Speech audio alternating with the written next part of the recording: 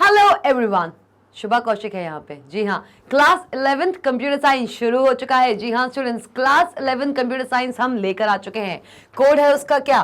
Code है आपका 083। जी हाँ, कोड 083 शुरू हो चुका है। आप लोगों की भारी डिमांड पर हमने शुरुआत कर दी है क्लास 11 कंप्यूटर साइंस की।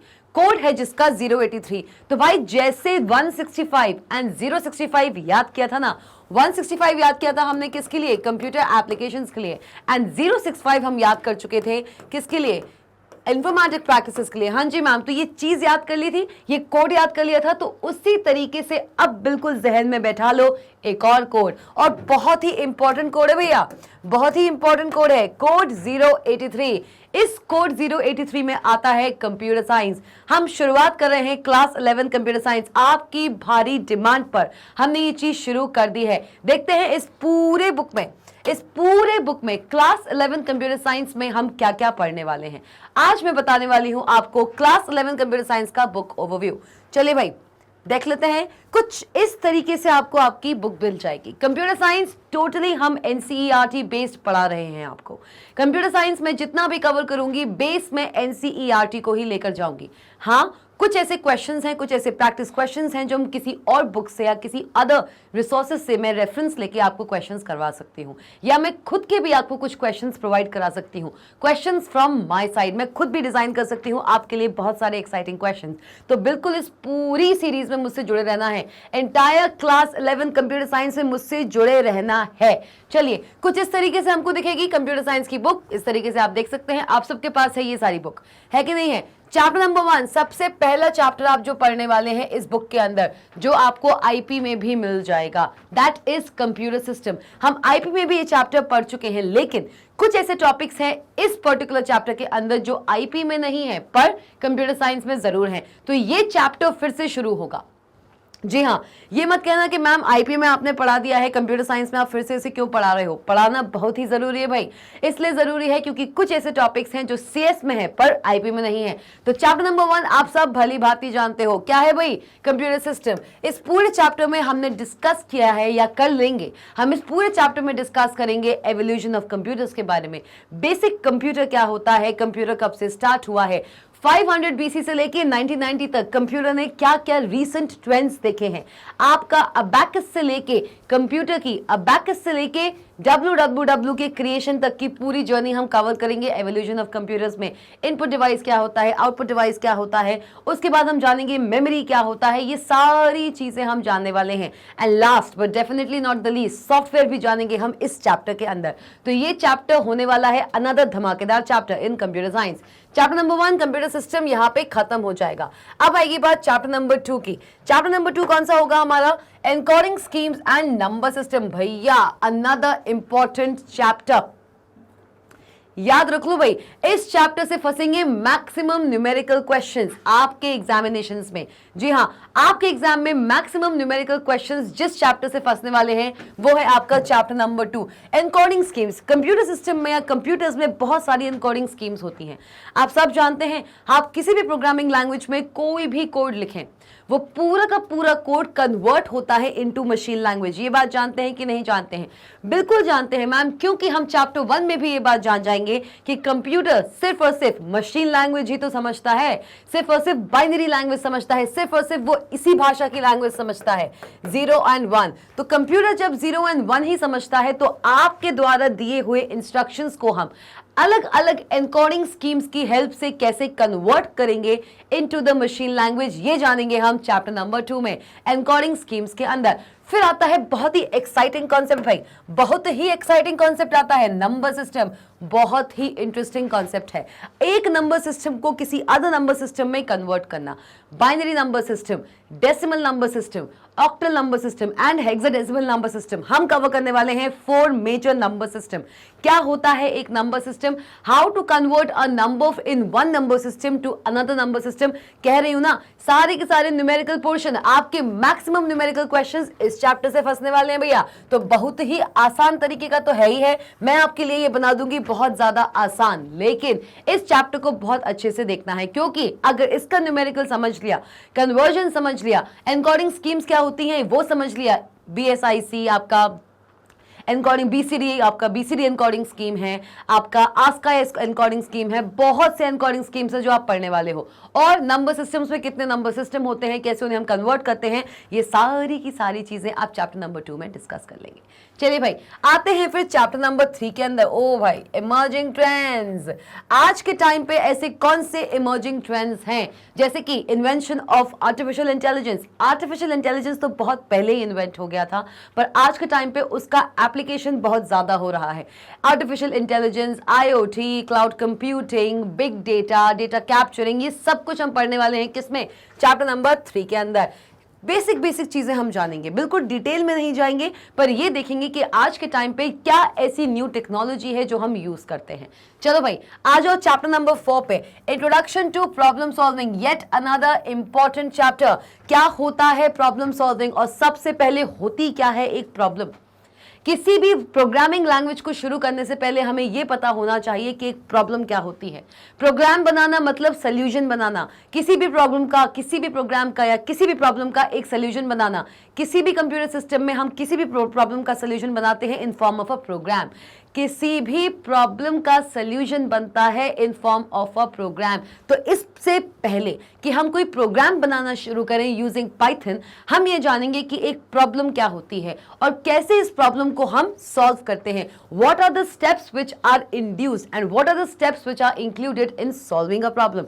ये जानेंगे हम किसमें, चैप्टर नंबर 4 में, इंट्रोडक्शन टू प्रॉब्लम सॉल्विंग। क्या क्या होता है, फ्लो चार्ट्स क्या होते हैं, सूडो कोड्स क्या होते हैं, एल्गोरिथम को हम कैसे फ्लो चार्ट्स की हेल्प से या सूडो कोड्स की हेल्प से रिप्रेजेंट कर सकते हैं।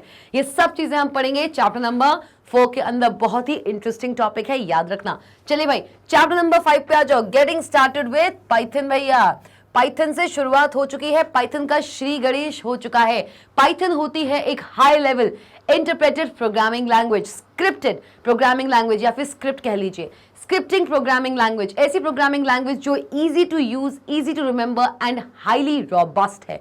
उस प्रोग्रामिंग लैंग्वेज के बारे में हम शुरुआत कर देंगे चैप्टर नंबर 5 से। पाइथन के बेसिक्स क्या हैं, उनका डेवलपर कौन है, उसके फीचर्स क्या हैं, एडवांटेजेस क्या है, डिसएडवांटेजेस क्या है, कौन कौन सा ये मॉडल फॉलो करती है, वेरिएबल क्या होते हैं, ऑपरेटर क्या होते हैं, डेटा टाइप्स क्या होते हैं, सब जानने वाले हैं किसके अंदर, चैप्टर नंबर 5 के अंदर। चलिए भाई आगे बढ़ लें, फिर आगे बढ़ लें।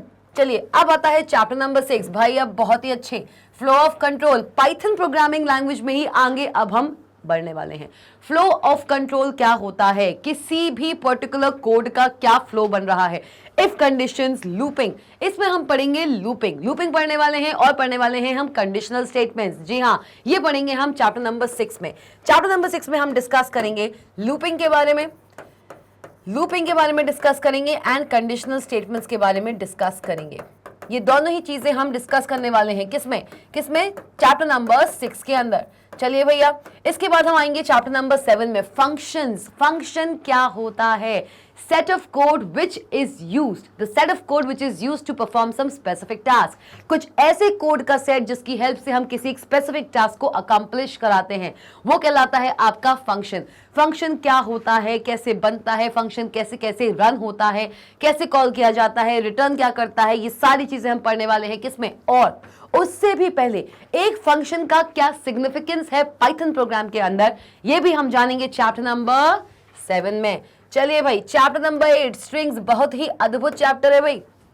Strings, collection of characters. एक स्ट्रिंग क्या होती है, अगर आपने इससे पहले कोई भी प्रोग्रामिंग लैंग्वेज पढ़ी है एंड स्पेसिफिकली अगर कोई ऑब्जेक्ट ओरिएंटेड प्रोग्रामिंग लैंग्वेज पढ़ी है जैसे कि C++, जावा, 10th में अगर आपने C++ या फिर जावा पढ़ी हुई है तो आप जानते हैं कि स्ट्रिंग क्या होता है। लेकिन अगर आपने नहीं पढ़ा है, you are new to the programming language, आपने प्रोग्रामिंग लैंग्वेज वाले कॉन्सेप्ट पे ही न्यू हो, क्लास 10th पढ़ के आए हो, क्लास 10th में HTML पढ़ा होगा, तो प्रोग्रामिंग लैंग्वेज तो आपके लिए नई नहीं है। लेकिन ऑब्जेक्ट ओरिएंटेड प्रोग्रामिंग लैंग्वेज आपके लिए नई है। क्या है, पाइथन प्रोग्रामिंग लैंग्वेज। तो इसमें स्ट्रिंग क्या होता है, बहुत सारे कैरेक्टर्स का कॉम्बिनेशन कहलाता है एक स्ट्रिंग। एक स्ट्रिंग कैसे रिप्रेजेंट होता है पाइथन प्रोग्रामिंग लैंग्वेज के अंदर, एक स्ट्रिंग पे क्या क्या ऑपरेशंस होते हैं, क्या क्या फंक्शंस हम बना सकते हैं, क्या क्या फंक्शंस होते हैं एक स्ट्रिंग के, ये सारी चीजें। And concept of indexing, indexing का कॉन्सेप्ट भी हम पढ़ने वाले हैं किसके अंदर भाई, किसके अंदर, हमारे अपने चैप्टर नंबर 8 के अंदर। फिर आता है हमारा चैप्टर नंबर 9, बहुत ही अच्छा चैप्टर है भैया, लिस्ट।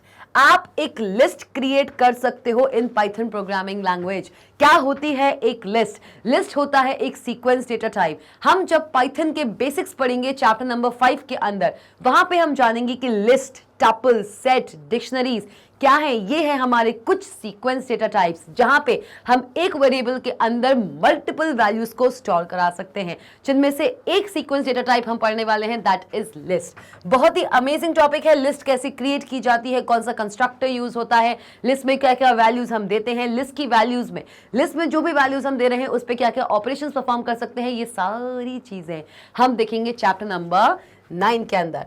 आ जाओ भैया chapter number 10, tuples and dictionary, yet another sequence data types. अलग हमारे सीक्वेंस डेटा टाइप्स जो हैं, that is tuple and dictionary. Immutable and mutability का कॉन्सेप्ट, म्यूटेबिलिटी एंड इम्यूटेबिलिटी का कॉन्सेप्ट हमारा क्लियर होने वाला है स्ट्रिंग चैप्टर के अंदर। पढ़ा होगा भैया, कहीं ना कहीं ये चीज बिल्कुल पढ़ ली होगी आपने। मैम इम्यूटेबिलिटी क्या होती है एंड म्यूटेबिलिटी क्या होती है, ये कॉन्सेप्ट भी हमारा क्लियर होने वाला है। ये कॉन्सेप्ट भी हमारा क्लियर होगा चैप्टर नंबर 8 से पहले, हो जाएगा भाई, या फिर चैप्टर नंबर 8 में ये चीज क्लियर हो जाएगी। तो चैप्टर नंबर 10 में टपल्स एंड डिक्शनरीज अलग, एक हमारे अलग तरीके के सीक्वेंस डेटा टाइप्स होते हैं, जस्ट लाइक लिस्ट। जैसे लिस्ट हमारा एक सीक्वेंस डेटा टाइप है जो मल्टीपल वैल्यूज को कंटेन करता है एज अ सिंगल लिस्ट, वैसे ही हम एक सिंगल टपल या एक सिंगल डिक्शनरी बनाते हैं, वो भी मल्टीपल वैल्यूज कंटेन करते हैं। टपल्स अलग है, डिक्शनरी अलग है, उनको रिप्रेजेंट करने का तरीका अलग है, उनमें जो वैल्यूज आएंगी उनको देने का तरीका अलग है, उन पे जो ऑपरेशंस परफॉर्म होते हैं वो भी अलग अलग हैं। तो ये सब हम पढ़ने वाले हैं चैप्टर नंबर 10 के अंदर। टपल क्या होता है, डिक्शनरी क्या होती है, ये सब हम पढ़ेंगे चैप्टर नंबर 10 के अंदर। फिर आता है हमारा चैप्टर नंबर 11 भाई, फिर आता है हमारा चैप्टर नंबर 11 सोसाइटल इंपैक्ट। बहुत ही अच्छा चैप्टर है। डिजिटल फुटप्रिंट क्या होता है, आईपीआर क्या होता है, इंटेलेक्चुअल प्रॉपर्टी राइट क्या होता है, कॉपीराइट क्या है, ट्रेडमार्क क्या है, पेटेंट क्या है, ये सब चीज हम पढ़ने वाले हैं, कवर करने वाले हैं। किसमें किसमें सोसाइटल इंपैक्ट के अंदर। सोसाइटल एथिक्स क्या है, नेटिजन क्या होता है, ये सारे के सारे कॉन्सेप्ट्स हम कवर करेंगे चैप्टर नंबर 11 के अंदर। तो ये बहुत ही अमेजिंग सीरीज होने वाली है, बहुत ही अमेजिंग सीरीज होने वाली है। और मैं ये एक्सपेक्ट कर रही हूं कि आप जिस तरीके से मेरे साथ जुड़े हुए थे class 11th IP and class 12th IP के लिए, वैसे ही आप मेरी इस नई शुरुआत में मेरे साथ उतना ही साथ निभाएंगे। क्लास 11 कंप्यूटर साइंस की बहुत कर्री डिमांड आ रही थी, बहुत ज्यादा। बहुत से बच्चों ने कहा था कि मैम क्लास 11 सीएस शुरू कीजिए, मैम क्लास 12 सीएस शुरू कीजिए। तो लो भाई, आ गए हैं हम आपके सामने क्लास 11 सीएस लेकर। कोड बिल्कुल याद कर लो भैया, कोड याद कर लो 083, इसको बिल्कुल जहन में बिठा लो। 083 शुरुआत हो चुकी है भाई 083 की, और ये पूरा सीरीज ना बहुत ही अमेजिंग जाने वाली है। तो बिल्कुल ना अपने सीट बेल्ट्स को टाइटली बकल अप कर लो, क्योंकि उठ के कहीं जाना नहीं है। पूरे चैप्टर्स हैं, कितने चैप्टर्स हैं भाई, 11 चैप्टर्स। इन 11 के 11 चैप्टर्स में हमको धमाल मचाना है। हर एक चैप्टर मैं अपनी तरफ से एक श्योरिटी दे रही हूं आपको, आज दे रही हूं। हर एक चैप्टर आपको इस तरीके से क्लियर हो जाएगा कि एग्जामिनेशन टाइम पे आपको ये लगेगा कि भाई अलग से पढ़ने की जरूरत नहीं है। मैम ने जो पढ़ाया था, मैम के द्वारा प्रोवाइडेड जो नोट्स हैं या जो हमने नोट्स बनाए थे, सिर्फ उनको देख लो और आपका काम बन जाएगा। चलिए भैया, हो गया कि नहीं हो गया? तो इस computer science class 11 computer science code है जिसका 083 में 11 चैप्टर्स हैं, और ये 11 के 11 चैप्टर्स हम बहुत अच्छी तरीके से कवर करने वाले हैं। तो भाई ये था आपके लिए एक जनरल इंफॉर्मेशन कि क्लास 11 कंप्यूटर साइंस कंप्लीट हो जाएगा, बहुत जल्द हो जाएगा आपके एग्जामिनेशन से पहले। तो चलिए मिलते हैं नेक्स्ट सेशंस में इस सीरीज के। Stay tuned.